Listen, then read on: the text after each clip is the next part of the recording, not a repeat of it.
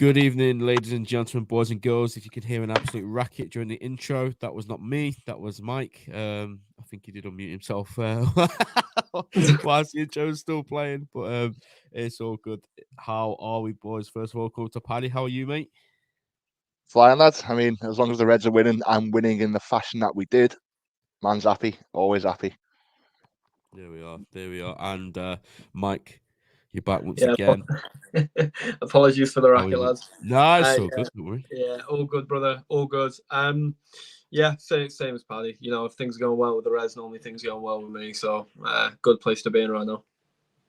Exactly, and I completely echo everything you guys have just said. And Dow says yes. Now, Benjamin and the rest of the fellas, how are we? We're all good, mate. It's been a bit of a rough week with the news breaking last week, but since then we've had two really good wins, so we can't complain too much. Obviously, if you guys regulars, you'll know about yourfootcard.com. If not, these are the new sponsors. Well, not new; these are sponsors for a while now, but they're absolutely incredible products for all ages. Whether you're into Ultimate Team or whether you're not, you can get player art, you can get all sorts of different products on their website. Do check them out. Use TAT Pod at checkout. In fact, January is done now, never mind. Use TAT Pod at checkout for 15% off your order. We just ran a giveaway with these guys. We did announce the winners. So obviously stay tuned on Twitter for more giveaways coming in the future. Right, let's get straight into it. Today, we're going to be just discussing the game yesterday. We're also going to be looking at Arsenal at the weekend and just talk about one or two things regarding the team. So, yeah, let's get into it. Paddy, obviously, you was at the game. Just run us through this lineup, mate, when you see this come through. I said immediately, I think that is probably... Well, we have got the players that were injured back on the bench now, so it's technically not the best we've got available in some ways, but it was strong enough, wasn't it? I wasn't complaining about anything regarding that lineup. Oh yeah, definitely. I mean, especially the midfield. You look at Maka coming back in, Szoboszlai as well. Both rectified by Sobo's goal and Maka's unbelievable performance on the night. I did think after Norwich, when we were discussing whether Trent and Robbo would come straight back into the team. I think I put one of them in, but I think it was unlikely that they both come in. They're still relatively fresh coming back from injury, and in the current circumstance, I'd sooner them get half an hour in a game that's basically done and dusted by the time they come on. And listen, the two lads that are filling in at fullback deserve the place, and obviously we'll talk about Arsenal later. But there's a genuine discussion as to whether they actually continue, especially after Bradley's performance last night, because he was excellent. But yeah, I mean, it was always going to be something like that, and as you say, it's more or less the strongest we can put out as the first choice fullbacks are coming back to full fitness.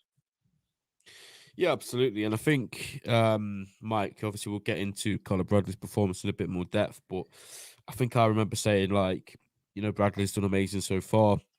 This is the real test. You're playing against Chelsea aren't a great side, granted, but they've got strong players. They have got players that can cause problems.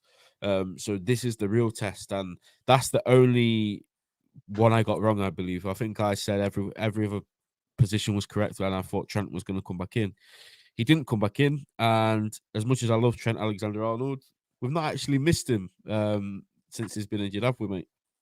No, we haven't. I think Bradley's seamlessly came into the squad as a lot of our rotation have, whether it's been Gomez, Kwanzaa, Endo, Diaz, Gakpo, whoever needs to come in to fill a role, they're able to do it fantastically well. And that comes down to the fact that throughout every bracket of our squad, whether it be the under 18s, under 21s, the reserve side of things, everyone's singing off the same hymn sheet in terms of how we play, the style of football. It's ingrained within the club. So it allows seamless transition for when youngsters like Kwanzaa, Bradley, Clark, McConnell come through. They know how we want to play. They know the basics of it. And yeah, listen, Bradley's a talent that Linders has been yelling about for years, as Klopp alluded to in some quotes after the game. He's someone that a few of us have been really, really impressed with the last couple of years in general. So for him to come in the last couple of games and put on the performances he has, obviously it speaks volumes for the club and how we manage our youth, but it just speaks volumes for him as well. It's not an easy thing to come in. Came in against Arsenal, played very well, and since then he's been a player in the side which you never worried about when you see him start. and it somewhat comes full circle this Sunday with we a whole month later, and we're sitting here after seeing his cameo against Arsenal, going, well, maybe you should start away at Arsenal this weekend, which I'm sure we'll get on to later. Absolutely. And Mikey says, yo, lads, how are you, mate? Hope you're all good. Yeah, no, I completely agree. I remember putting a tweet out, and I said this in the last pod. He did a quote saying that he doesn't want to be Trent Alexander-Arnold. He just wants to be himself. And yeah, it's just incredible because there was all this talk in the summer. We need depth, we need backups, we need a backup right back. And I just always remember telling people, like, you're not going to find a backup right back on the market at a reasonable price that's happy to play behind Trent Alexander-Arnold. Now, this lad is a boyhood Liverpool fan. This is his club. He's come through the system. He's gone on loan to Bolton, and that's probably the best thing that happened to him, to be honest. And now we've got a kid in the ranks who, of course, is not Trent Alexander-Arnold. No, nobody can be, but my word, since he's been out of the team, he's done absolutely fantastic to make sure we haven't missed Trent as much as we probably could have. And it's just amazing because I think now with this kid, he's not going to mind that. He's probably fully expecting that to be the end of his run for a little bit now. Obviously, we've got the FA Cup still to come. We've got a few games where obviously he'll come into, and obviously if Trent's gone full flat for like 3 or 4 weeks, he's a bit tired. Maybe he'll come in, and then obviously there's the whole debate of whether Trent can go into midfield permanently. And Bradley at right back, that's another conversation, but yeah, he's definitely done himself no harm. I actually voted for him for Player of the Month today in the Liverpool poll. I really think he deserves it. Obviously, there's a few contenders. I think Gomez, probably Canate, him, some of the attackers maybe as well. But yeah, I think if he wins that, then that'll be a big boost for him as well. Let's talk about the actual game and some of the key moments that happened. So, Paddy, second minute, Conor Gallagher goes down quite theatrically, and is quite rightfully shown the yellow card. And again, I think that was sort of like not to the extreme we've seen it in the past of like when Arteta's kicked off at Anfield or Pep's kicked off at Anfield, but it did seem like that sort of set a tone for the game. And he obviously got the yellow card. There was no penalty, correct decision. And then minutes after, we find ourselves just peppering their goal. So the start of the game was quite frantic, wasn't it? Oh yeah, definitely. But I do think you're getting mixed up with another incident Yeah, because Gallagher didn't get booked. It was Chilwell who got Oh, booked right. for diving. Chilwell got Gallagher's booked, a sorry. Didn't Yeah. get booked for the Understood. tackle by Van Dijk, which I actually do think was a penalty. As much Agreed. as it would be soft, because I think ours was soft, to be perfectly honest. But it's one of them where you've definitely seen them given. The Chilwell one's never a penalty, hence why he did get booked. But yeah, it was sort of it didn't necessarily wake us up because it's so early on, big game. It didn't really need to. It was just like, okay, as much as these aren't maybe the Chelsea of the past, and as I said the other day, they're not a very good team at the minute. They're a team full of individuals. We've still got to turn up and do the job, and we could have easily been 2 to 3 goals up before we even score. Nunes obviously has a pretty bad night in front of goal, but it's another night where you don't need him to have a good one because everyone else is come to the party. If you like, he's. This is the thing about Nunes. He did frustrate me last night because we see this fella hit the post slash bar four times on the night. He's so First unlucky. ever player to do that. Yeah, he's so unlucky. The goalkeeper makes a great save down to his left. He nearly unleashes one into the top corner, grazes the top of the bar. He's inches away from becoming the player that we thought we signed. And listen, he still gets his little contribution anyway at the end for Diaz's goal. But to be fair, from the Gallagher penalty incident, I don't think it's too far between that and Jota's opening goal. It was only really one way traffic, and you just knew how the game was going to go from that like 10-15 minute period. You knew Liverpool were going to win it and win it comfortably. And to be honest, I think we should have won it more comfortably than we did as well. Absolutely. And just going on to those Nunes chances, Mike, is a player that we've spoken about a hell of a lot on this podcast. And, rightfully so. It's been good. He's been bad. He's been a mixed bag a lot of the time. And yesterday, it was a strange one because, yeah, he was frustrating, like Paddy says, a lot of his shots, to be fair, and I think this is the problem with Nunes. If he has a shot, some people just think that's like a goal scoring opportunity. Like the one where he shot from like 30 yards and the keeper's tipped it onto the bar. I don't have any issues with him not scoring that. But, you know, the penalty is inexcusable. I think he's got to do better with the penalty. Of course he has. And he's never missed a penalty before then either. But Yeah, I did think on the back of all these misses, Mike, I did think I came away from that game thinking he's actually played really well. yeah. Listen. I block out a lot of the random noise I hear on Twitter because it's just a little echo chamber. You know, the majority of takes you see on there aren't real or authentic to anything. But I think anyone watching the game was just like a normal football fan. Like, he played fantastically well. He was incredibly influential. I don't think he missed. He did miss. There were two chances that I think he should have scored. The penalty, because, you know, when you're the forward in the penalty position, you expect a goal from there. It's actually very well taken. He's very unlucky. He's put it a little bit too far to the right. It is what it is. And the header he's got a bury. But every shot he had with his right and left foot that wasn't the penalty, it was just great efforts that were unlucky. There was nothing I watched where I was just like, well, he spanned that. That was just silly. No, you had a couple from outside the box early on, which were, you know, decent efforts, you know, and then you had that really good effort which was tipped onto the bar, and then he had a volley with his left, or half volley with his left foot, which was a really good save. So he didn't miss a sitter so much, other than really the header, and then obviously, like you say, with the penalty. I would say, I know obviously the penalty statistic you mentioned there with Nunes, I still think you should be looking at putting Szoboszlai and McAllister on pens. I've been saying that for a minute though. That is what it is. Just to make sure, because they are lethal with it. But I can It's understand his why. mind as well. He knows he needs goals. And for me, for play, it's like when Salah went on a run of missing them. I was thinking, don't put him on the next one, because if it's in mind, then that's already like a disadvantage. And you could just tell, Yeah. I said to my brother when he steps up, I've not got a good feeling about this, because it's playing on his mind. The constant like media's talk of him like not having a goal or whatever. Like, I don't know. Well, I agree with you. I to be wouldn't put honest, him on penalties. I'd let somebody else. yeah, Just takes the yeah. pressure. Like if McAllister misses a penalty, no one's really going to get on his back, are they? No, but I also think, like, I don't know. Maybe it's because I'm quite tired today, but like, I am getting tired of people treating this lad. I'm not saying you are, but people treating this lad like he's a 19-year-old that we've just bought from Oh, no, Brazil. yeah, I agree No, with like, that. you know, respectfully, I'm not saying you are, but there are certain people that treat this, you know, 120 grand a week striker that we signed for 70 mil like he's a toddler. Like, yeah, listen, the criticism he gets is fair. You know, be all and end all. For the majority of the media, criticism he gets is fair.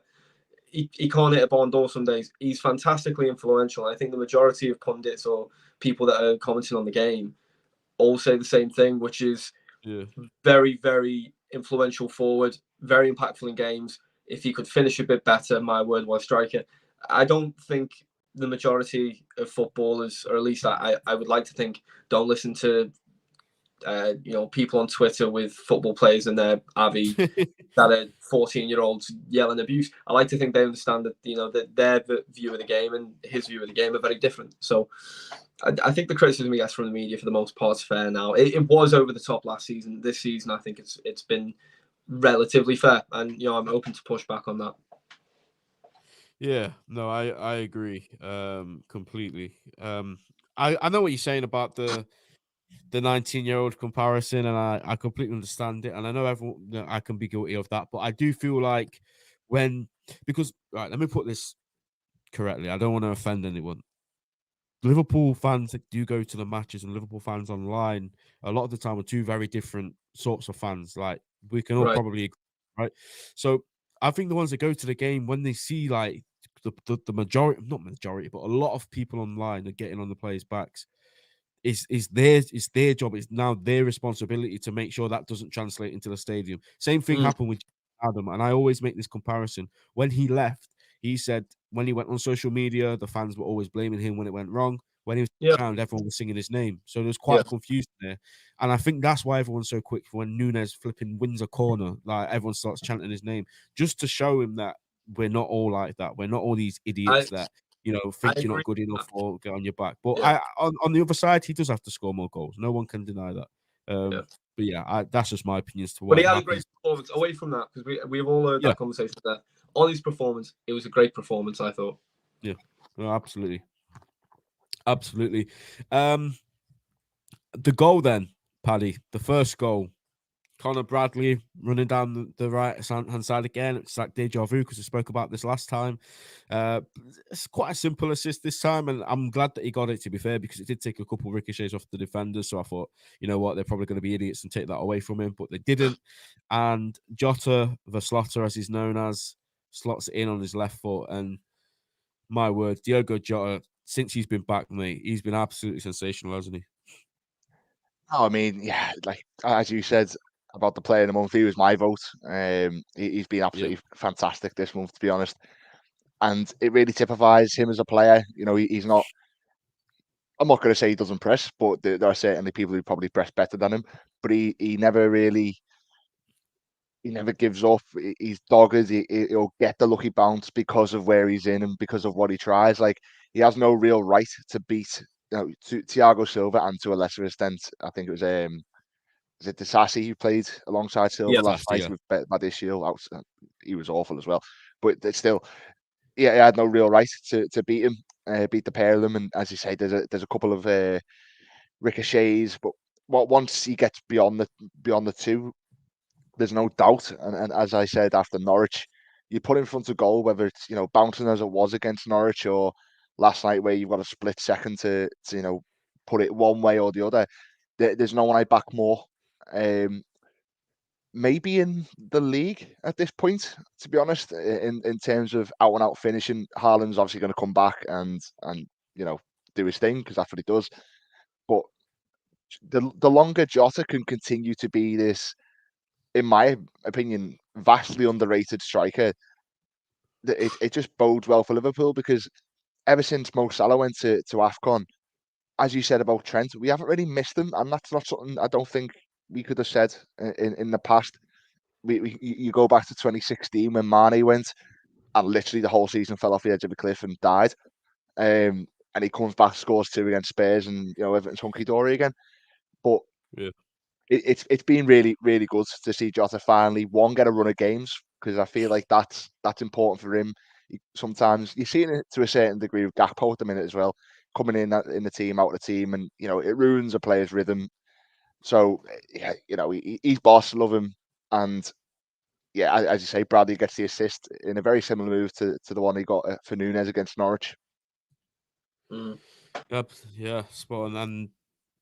And it's just, Mike, you know, you're watching Conor Bradley play at the minute, and young players can come into big teams and they can, you know, maybe play with a bit within themselves, maybe not be as confident. But this kid, every time he's got the ball, he looks like something's going to happen. And then about, I think, was it 15, 20 minutes later or so, maybe not even that, he finds himself in on goal and he slots it past the keeper for his first ever Liverpool goal. So it's just incredible, isn't it? Seeing this boy who was out on loan to Bolton, and you'd heard great things about him there, fantastic.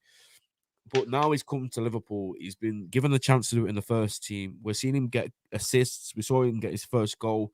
First of all, just speak on that goal yesterday, mate, and then just give your opinion on Conor Bradley, and how important do you think it is now that we've got this academy player in our ranks to play under studies to Trent whenever Trent might not be there? Yeah, I mean, you were saying about Jota being the best finisher in the league. I think I might end up putting Bradley right next to him, to be fair, Paddy. No, I mean, it's a fantastic finish. It reminded me of a lot of Trent's goal against Leicester a couple of years back. Yeah. Just the way it's taken. I'm sure we've all probably thought that anyway, but it is quite similar. It's a really good finish. You know, he takes it in stride. I like his running style, which I know sounds really bizarre, but he runs with purpose, and I really like that. Which I don't know, maybe I'm just a bit too much of a Twitter tactical at this point when I'm saying someone runs with purpose, but you know what I mean when I say it. But you know, Bradley in general, I think he reminds me a lot, and this is a bit of an odd comparison, but when Elliott first came back into the fold after his loan away at Blackburn, there was a clear, like, oh, this lad's playing with confidence. He's, you know, he was just really good. There was this run of form he had, unfortunately picked up an injury. And then, you know, Elliott's still been good since he came back, but, you know, he's looked a bit different to how he was. But Bradley, for me, he's living proof of just how important a good loan can be. Because the way he's playing is with this confidence of a lad who was player of the year, who had 2 men marking him per game. You know, I know it's League One. You say what you want about League One, but he genuinely just was head and shoulders above most players in that league, and you can see that confidence within him. And as I say, it helps that he's coming into a very confident side. It helps that he's surrounded by young lads as well. He's not a young lad amongst veterans, as sometimes can be the case. Everyone's sort of learning on the job in a wonderful way. And yeah, listen, he's just got bags of potential. I think defensively is, weirdly enough, I think he's stronger defensively than he is going forward, and I think he's very good going forward. So that's probably the biggest compliment I can pay to him, because I don't think they got a sniff in down that side. And then as soon as Bradley came off, respectfully, they had a couple of moments down that side after he came off, and that's again not a criticism of the lads that came on, but more so a compliment to how good a job Bradley did. And you've seen that as well when he played against Arsenal. He came on, that cameo that he had against Arsenal, fantastic, defensively speaking. And very, very exciting player. And whoever comes in after Klopp, I'm hoping utilises him correctly. We're going to have to stop saying that. We're really going to have to ban that phrase on this podcast for the next 3 or 4 months. You know what? I'm just off topic. I'm already close to muting the word Shabby Alonso on the timeline until summer as well. I'm sick to death of people discussing Alonso's tactics, and it's like, this guy's literally still here. Like, what are we doing? But anyway, just before half time, Paddy. Again, the referees got a call to make. VAR have a call to make. Battered Shelley. Is Battered Shelley? I don't know how you say his name. Battered Shelley, I think. There we go. Steps on Diogo's ankle and a penalty is awarded. Nunes takes the penalty and, like we said earlier, smashes it against the post. And if that goes in, it's game, set, and match. And we probably go on to score probably 5 or 6 at that point. Although we missed it, and it just felt like that hopefully isn't going to be a game-changing moment. It wasn't in hindsight, but I mean, first of all, it was a correct call for the pen, wasn't it? And second of all, Darwin missing it, mate. I mean, pretty gutting, wasn't it? Providing the fact that he needs a goal as well. No, absolutely. I mean, it is a penalty. Jota does make a meal of it. I mean, I think it's more of a penalty than the one that was against Newcastle. Yeah. But, Paul Tierney, as much as, he's been one bad referee for Liverpool for as long as I can remember, I feel he actually had a really good game yesterday. Obviously, Chelsea fans will think differently because, they didn't get a lot of the decisions that maybe they should have got first half. But as Mike said before, the pressure's immediately on him. Obviously, Maka holds the ball for a while, which is what we've done for a while now.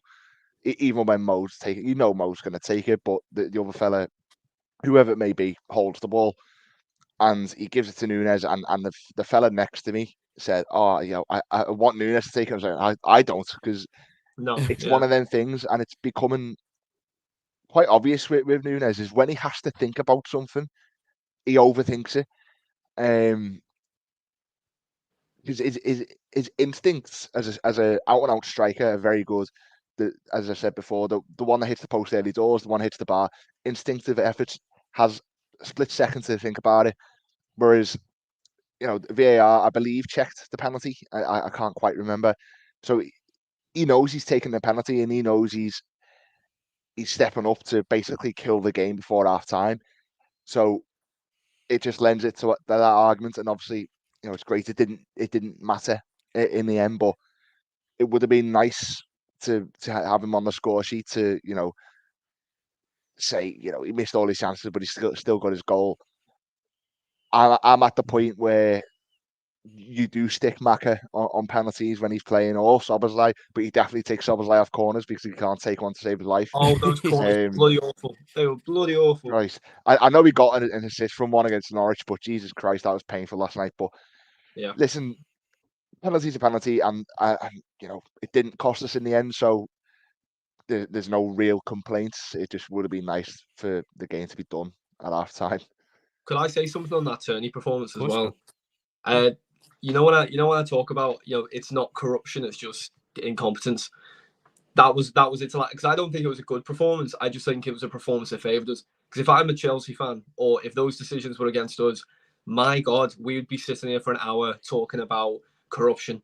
Because the first one is a 50-50, right? I think it would have been soft, but I've seen them given. Chill was a dive, 100%. The Nkunku one, I know we'll get to it. That is clear as day a pen to me. I really, I'm shocked by the amount of Liverpool fans turning around going, yeah, never a pen. Yeah, so it would have been soft. He's kicked into his heel. Like, he's not got touched the ball. Like, that's us, mate. We are screaming. Yeah, but the reason why nobody cares, Mike, is because it has been us this season. So that's why everyone's sat here now, like, you know what? Cry me some more tears because we don't care. Like, we've had those not go for us all season long. I know what you're saying completely. I thought it was a pen as well. But you know, I'm not going to be bothered. Like, if the referee decides to be generous for us, great. 1 game out of 38. Like, you know what I mean? This has probably happened a few more times. But yeah. I know what you're saying. I know. Compared to what's gone against us, like, yeah, that's why I think nobody cares. But you are right. I thought it was a penalty as well. Yeah, I'm not sure why I didn't give it. People are speculating and trying to give Klopp a good farewell tour. Well, if so, keep it up. I'd absolutely love that. If PG Amoel are going to step in to help that, by all means, please do. I'll take it. Absolutely fine. Yeah. If you want to give us dodgy penalties, I'll take it. I won't complain. Every single game, give us one. But yeah, it's just you're right. It is incompetence, and I know I'm probably the first to shout corruption and stuff when it's against us, but sometimes that's just how I feel because you see decisions and it's just like, how have you sent Curtis Jones off there? How have you sent Alexis McAllister off there? How have you disallowed that goal against Tottenham? Ben, I just get free that from the top of my head. Listen, and I get that completely. I think for me, it's just when I was watching it last night, after seeing people go, Tierney's having a good game, and I'll admit, I actually text Lila saying, I think he's having a good game today. And then it was literally 5 minutes later, I think the Jota pen happened, and obviously all that. The Jota pen again, I was like, glad it was given. If it was given against us, it's a bit. Just a lot of. It was a lot of that, and I think don't get me wrong. He stands on his foot. He can't not give it. But then if you kick the back of the heel, you know what I mean? Like, I understand. I totally get it. I want to say I'm with both here, but it's just I came away from that game yesterday. We battered them, deserved to win. Miles better than Chelsea. Miles better than Chelsea. But the refereeing in this country is absolutely dog. Like, it is insane how poor it is, to the point where we're like, at least the incompetence favored us today. That was the commentary after the game. But I don't want this to become a referee discussion, but I think you just made a point there, Mike, where, you know, we were good enough anyway. We got like 5 XG. We absolutely battered them. But the games we've lost by such fine margins, like Tottenham, they weren't that. They only won because we got robbed. So, do you know what I mean? No, I see what you're saying. I do see what you're saying, but it is what it is. But we'll move on. I just wanted my little. We'll move on. The son I want to shout out, Jamie Phillips. Listen, mate, I'm not going to go into too much detail over, you know, your situation on this stream, but I hope you're good, mate. I hope your daughter's all good. Like I said, mate, you know where I am if you need me for anything. So yeah, message me, whatever, give me an update, let me know what's going on. And yeah, hope you're good, my friend. Next up, it was half time. No changes were made. Wasn't mad at that. You know, I think the changes were all made at once, and I did think that kind of made us lose our way a little bit. But second half, no changes were made straight away. And again, I think Chelsea came out. They made a couple of changes. The system changed slightly. Seemed like they wanted to take a different approach. But it wasn't until the 64th minute, Paddy, Virgil switches a ball brilliantly, which he always does every single game. I absolutely love it. There's nothing better than a Virgil diagonal, in my opinion, when you're there as well at the game and you just see it in front of your eyes. It's wonderful. Szoboszlai, no, not Szoboszlai. He goes to Bradley, again, the man that we've spoken about the absolute most over the last 2-3 weeks, who plays a lovely ball into Szoboszlai, who scores a header. And again, just a lovely, lovely goal to see, wasn't it, mate? Yeah, I mean, it's very much Liverpool of the past 5-6 years. It starts with Van Dijk on the left-hand side, spearing one out to the right-hand side, usually Trent. But obviously last night was Conor Bradley, and he absolutely burst the Chelsea defender like he's not even there. And Christ, like last season, you think of it, you just think, would Jordan Henderson be on that penalty spot waiting to nod that in? No, probably not. Would any of them have been in that position to do it? No. So it's great to see your midfielders contributing. And I'm not sure of the stats on the top of my head, but I can pretty much guarantee our midfielders have already contributed more this season than last. Sobbo, aside from his corner taking abilities, I thought he had a really good game last night, and everyone jumped on it a bit too quickly. Like, he's so good to start the season, because he was, in fairness, but he struggled. I think post probably October time, until his injury, to not necessarily lay a marker down, but live up to the early hype per se. But last night he really got me back on side. Like, he was so attuned to the game. He played the game at his own pace, and that's the sign of a really, really top midfielder. There's a little thing I love, and it's not getting highlighted at all. His little dummy that gets Nunes in on goal is lovely. And again, it was a performance similar to Nunes's that deserved a goal out of it. And luckily for Sobbo, he did. I think he scored 1, 2, 3 goals at top end now. So the more the merrier in the long run, anyway. More the merrier, absolutely. Especially when he's wearing that number 8 on his shirt, comes in with big expectations, as did the previous number 8. But again, I'm not going to open that kind of worms. Everybody knows how much I love Naby, and I am cheering on Guinea and AFCON now that Egypt are, well, was I cheering on Egypt? That's again another conversation. But Guinea, they're going to go all the way, and Naby's going to win it. And yeah. Anyway, moving swiftly on. Mike, they got a goal on the 70th minute, which did start to unsettle me, because, like I said, we made a load of changes by this point. It felt like the complete dominance we had on the game was maybe starting to wear off a little bit.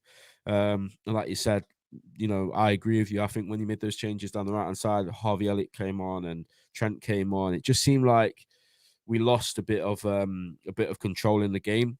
And lo and behold, they end up with the ball. I don't know how the ball gets there, but I just see Nkunku, brilliant feet, getting past the centre backs, and then finishes it. And at that point, it's the Nunes penalty is coming back to me, and I'm thinking, oh gosh, like, what is this really going to haunt us back? Am I really going to be going on Twitter at the end of the game to see Nunes getting absolutely destroyed? But no, it wasn't to be. But the goal, mate, we have to hold our hands up. And Nkunku was a player we were linked with before he went to Chelsea. You can see why, we probably were looking at him to maybe replace Firmino or something like that. Yeah, like, he's a quality player. It's a quality goal. Like, I think, he was probably the one thing Chelsea fans came away from yesterday going, was a bit of hope there because of his quality, The only thing. Yeah, honestly, well, you can talk about that in the pen instant in one, really, because it happens within 5 minutes of each other. But the goal's incredibly well taken. And then after that, like, I was similar to you. I'm not sure how Paddy was feeling, but I know after that goal went in, I was a little bit shaky. Even though we were 3-1 up, you could feel there was a little bit of tension. And then obviously that, they put on the pressure. You have the penalty instant. I think, as I say, we were lucky to get away with that. But then I feel like after that moment, everything died off for them anyway, which was really curious. It felt like they were going to either get the pen and then there would be the raw, or that was it. Because straight after that, we know what happens after, which I'm sure Paddy will touch on shortly. But yeah, listen, that was Chelsea's 5 to 10 minutes in the game, but it's a 90-minute game, and for 80 of them, we were just head and shoulders above them. We really were, and so you can't turn around. I know some Chelsea fans might be fickle, and maybe some media outlets would be, but even if they score the pen, reflecting on the game, I don't actually think they'd have come back. I think we would have had a very nervy 5 minutes if they were to score the pen, but I do think we had enough grit about us to see the game out. I don't really feel like we would have capitulated. Yeah, I completely agree. I agree with what you're saying. I think, the mentality this season is definitely there compared to last season, and I agree. I think we did enough, and we probably would have gone up another gear to secure the 3 points. I'm going to stick with you, Mike, if that's okay, because for this goal, there's a player that you have been going on about all season long, heavily involved in this one, and I just wanted you to talk about him and how he's been since his injury as well.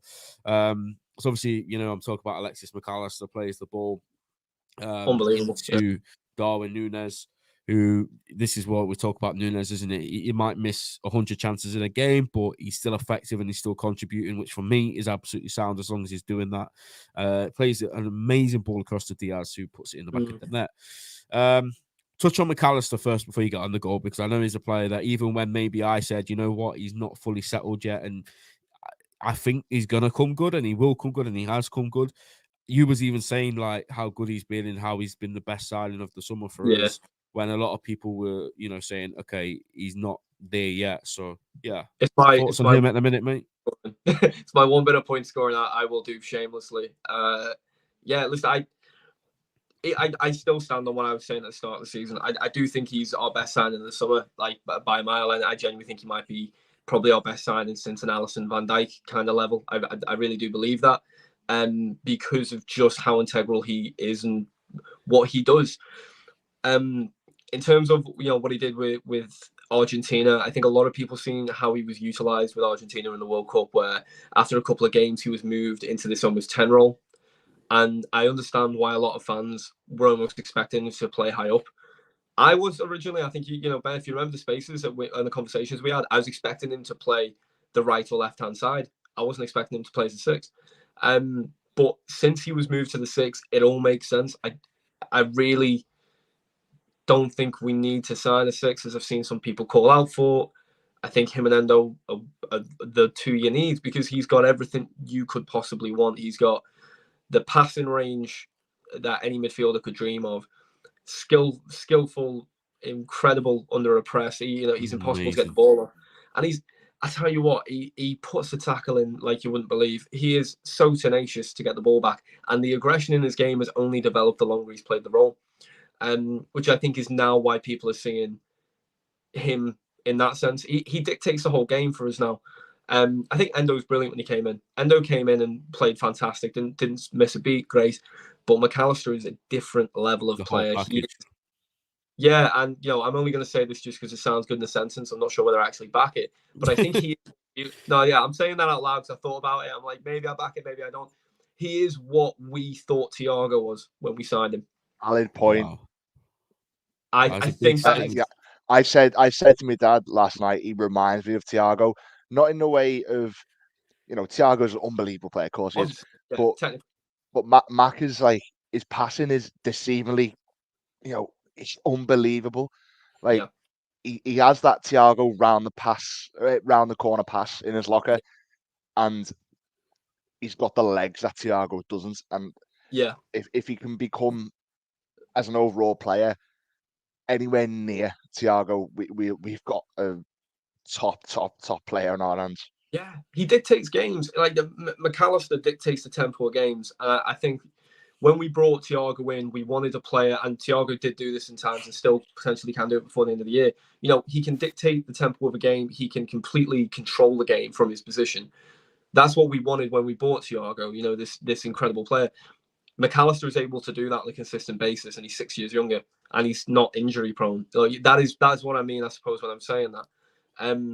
And yeah, I think the balance of him in midfield with Jones and I love Szoboszlai, but like for me, you could take him out and you can put someone else in there, and we're still going to get a very good balance in midfield because what Jones and McAllister do together.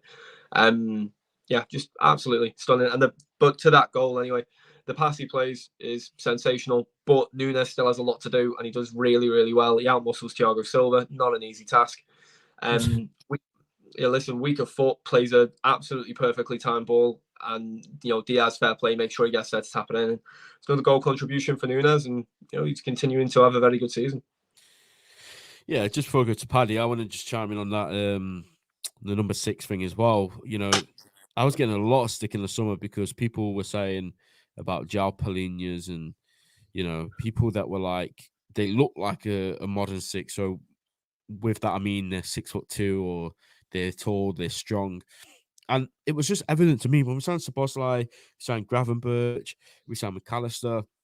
You see how journalists say that Liverpool are looking for more.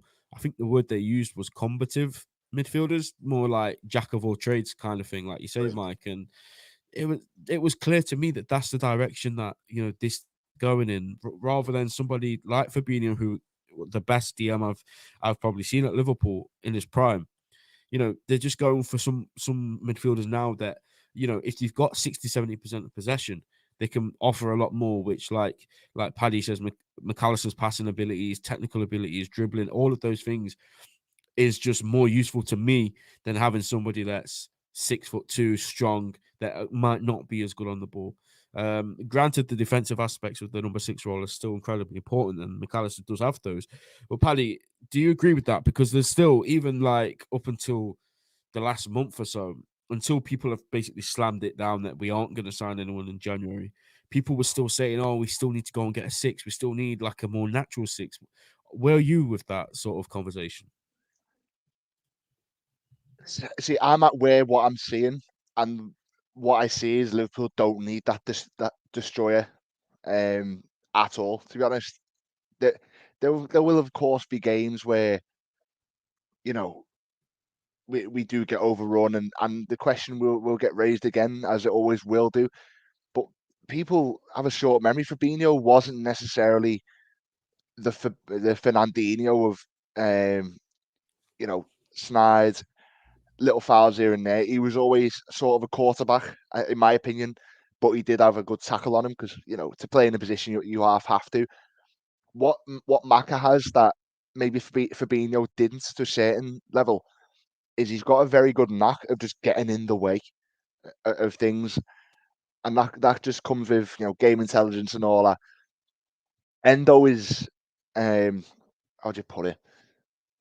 I think Endo's more the player people wanted to sign. Defensive midfielder immediately says, right, this fella's going to sit in front of the back four. He's going to just destroy attacks and go from there. Whereas Maka does both. Maka can do that, but he can also get forward, as we've seen against Fulham in December. Listen, we don't need another defensive midfielder. We've got one. As much as Mike said, we expected him to come in and be one of the eights and then get the fella behind him. He's just become that fella behind him, which then allows the likes of Curtis Jones to really stamp his mark on the team. Harvey Elliott can come in more often than not as well. So listen, as Mike said, I'm not quite sure putting him on the level of Alisson and Van Dijk just yet. I could be wrong in the future, but there's no doubt he's really coming into his own now. And my heart did sink when he went down in the second half. So Yeah, hopefully that's not too bad. Obviously, with a massive game on the horizon on Sunday. Yeah, of course, and we'll get on to that in just a moment. And yeah, I completely agree. I think watching him at Brighton on the back end of the season, when I think we started to get linked with him, and obviously remembering back to his World Cup performances, he was one of Argentina's best players and almost pivotal. In fact, no, not almost. He was pivotal in them winning the World Cup, which is just a remarkable achievement in itself, of course. And then you've been in those pressure moments, you've played in those huge games. That's only going to benefit us when he then came and played for us. So yeah, he's brilliant. Like I said, I never went in on him or went hard on him and said he's not this, he's not that. I just simply said to Mike, he's and a few other people that I think he might take a little bit of time to settle in. The first few games, I think he was maybe a bit like I don't know how to put this. It was just a few of his passes were a bit loose, and maybe defensively he wasn't there yet. But that was natural, Maybe he was playing a new role which he hadn't played before. But I always said that you just give him time, you play him, and he will get there, and he has. There is that argument where when Endo comes back, are you going to put Endo in the team and McAllister a bit further forward? But I wouldn't. I'd personally leave it as it is. If Endo can come in every now and again, fantastic. But if it's functioning how it is now, I don't really see any need to change the system at all. I just wanted to ask a question before we get on to. In fact, no, I saved that question till last. That will make sense. We'll get on to Arsenal first, mate. I did want to ask that question to Mike as well, but he's gone. So this is pretty much what I thought. You know what? I'll make it easy for us. I'll put some players in chat. If you're still here as well, you guys can get involved in this discussion. Do you agree with those players I put in first and foremost, or do you think there's any other conversations to players that can play in those positions? But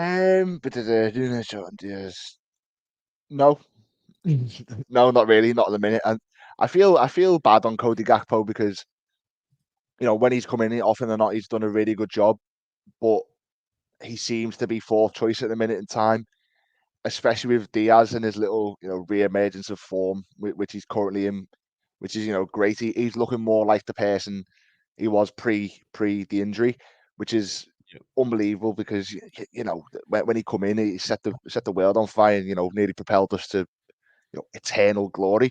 But he'll probably have to settle for a place on the bench, Gakpo, which is unfortunate. But listen, the team's winning, and you can't really change a winning team. And as we said before about Nunes, unpredictable. Love him. But the objectiveness is Liverpool play better with him in the team, so you can't take him out either. And Jota's on fire, so there's just no real space for him. So yeah, I can't see anything other than what you've put being the case. I don't, unless Macca's little knock keeps him out. But we'll have to wait till tomorrow to see what the presser says. Yeah, of course. And the two positions I've not filled in are, I think, the two most unknown positions, shall we say, at the minute, because we've got Trent back. The conversation will go on until, the lineups are leaked. And obviously, we've got Robertson back, and the same with him. He should have got an assist, to be fair, yesterday. Paddy, where you at with this, mate? Is it as simple as these two guys are back, these two come back in, and Gomez and Bradley should sort of realize that they're like backup options, or do you think these guys have done too good of a job that you simply can't drop them?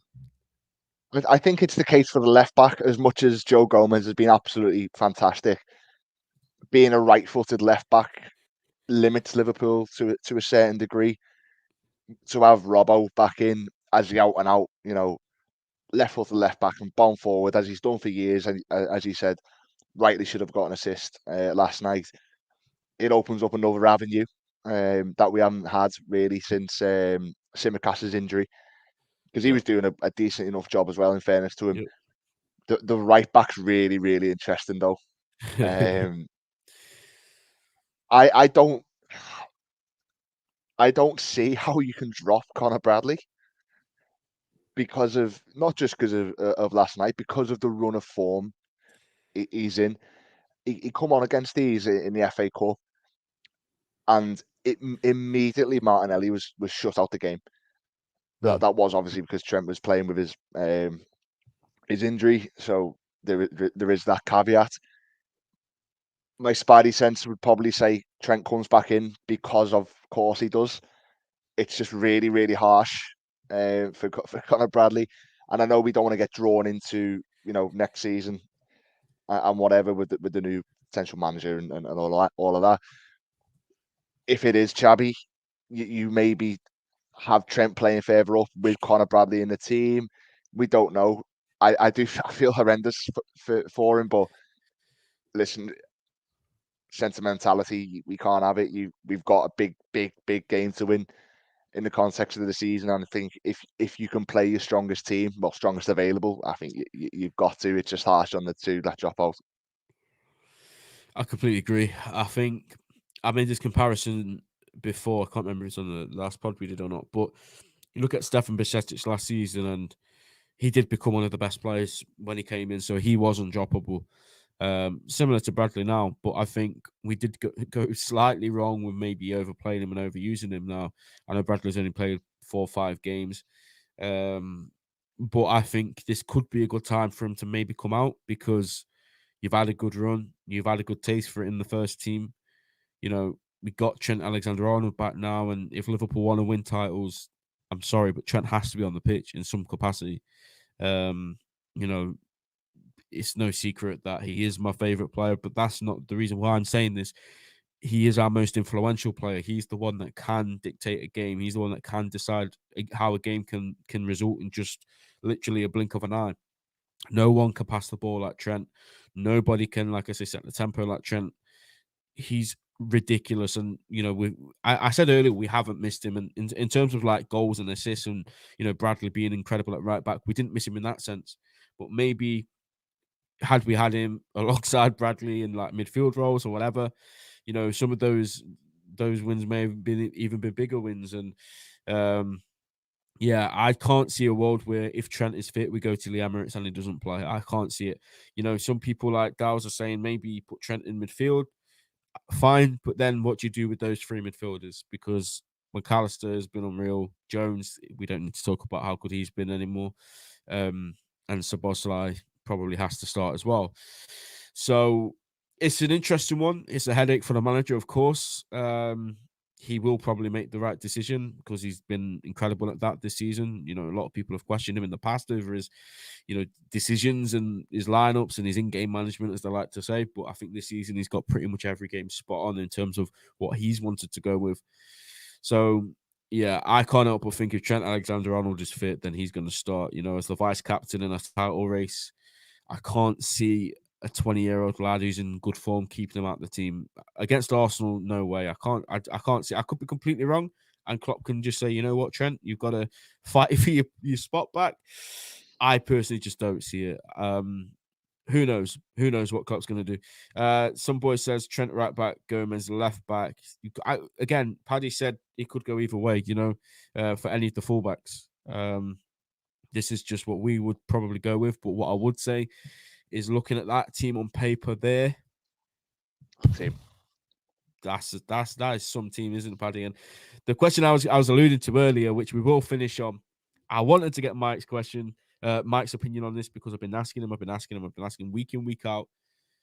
The question originally was to Mike, are we in a title race? And he was refusing to say it. Now it's pretty clear we are in the title race. When you go over 20 games and you're top of the league by 5 points, you're in a title race.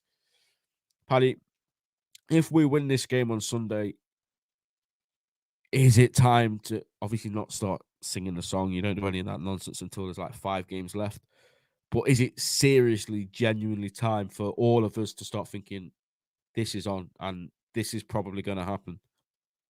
Oh yeah, fully. If we go out down there and draw, you'll still have little reservations. But if you go down there and win, this side really should have won the league last season if they didn't absolutely, bottle it.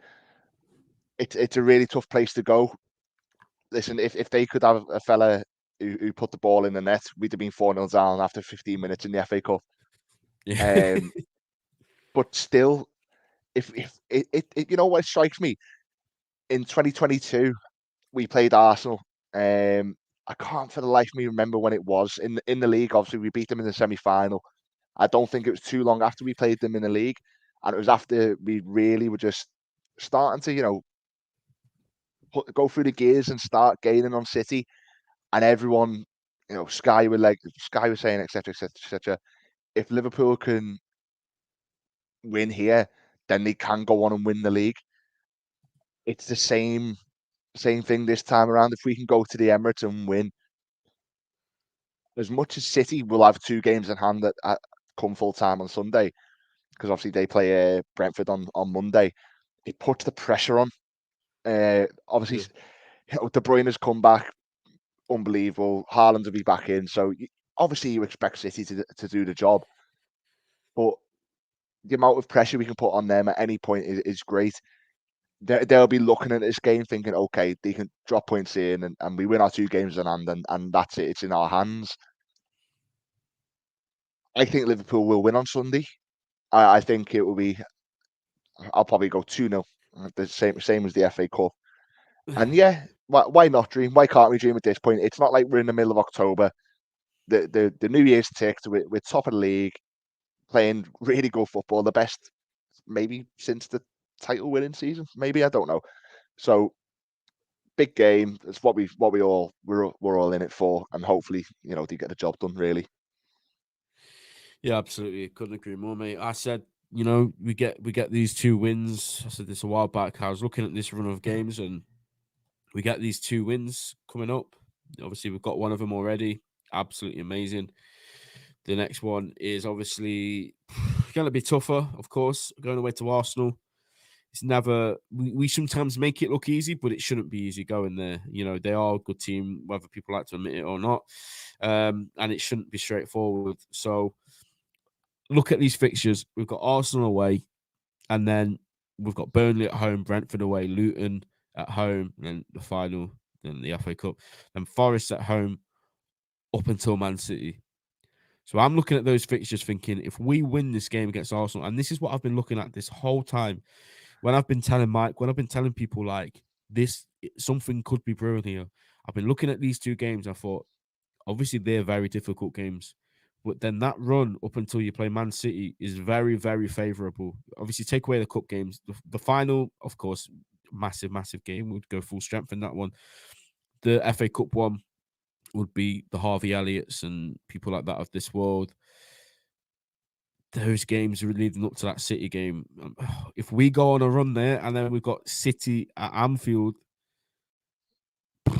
it's all ifs. And obviously, I'm looking quite far ahead into the future. We have to beat Arsenal first before we think about any of these games too much.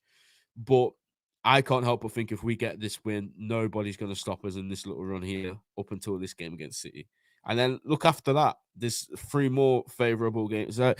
It's definitely on. It's realistic. You know, at the start of the season, when if people said that we could probably win the league this season, people would have laughed. But now I genuinely think that we are doing what we need to do to show people that we are here to win this league. And obviously with the Klopp stuff coming out, with all the coaching staff going and a big reshuffle in the summer, I think that's going to be a positive for us. People have said, oh, it's a distraction. It might be a negative. I actually think it could be the opposite way.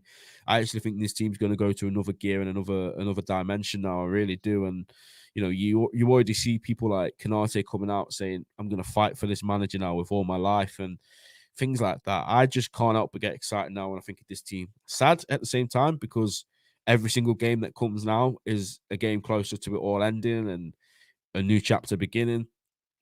But yeah, I'm sitting down. I'm either going to the games or I'm at home and I'm watching this team, Paddy, and I'm really, really excited again to see all these players play for this club, compete on all fronts.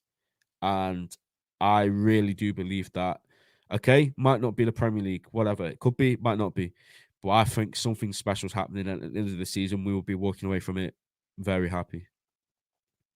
Yeah, definitely. There was certainly a feeling last night around the ground where, you know, it's starting to, as you say, brew. It's starting to simmer under the pot, and you're waiting for that one result.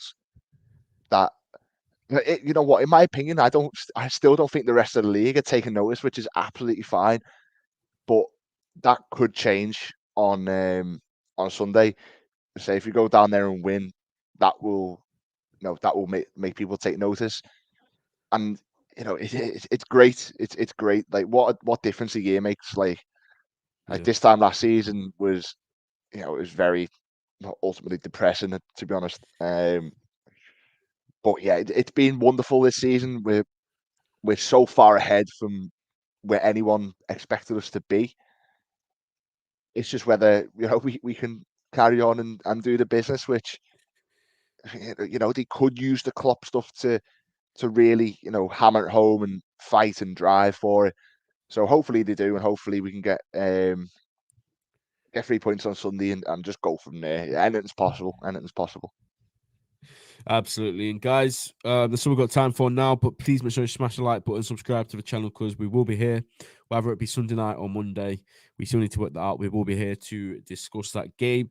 And yeah, like we've said, we both believe, we should all believe now, you know, this team's done nothing to show us otherwise that they're not going to at least be up there at the end of the season. So I think everybody just needs to get behind them, whether that means going to the games for you, whether it means watching at home, or however you support this team. You just need to get behind them because they're doing absolutely everything on the pitch to make us happy. So, yeah, I think just be positive. I know there's a big elephant in the room, and that will always be in the room until the end of the season. But it's just one of those things, unfortunately, that we're just going to have to stop thinking about.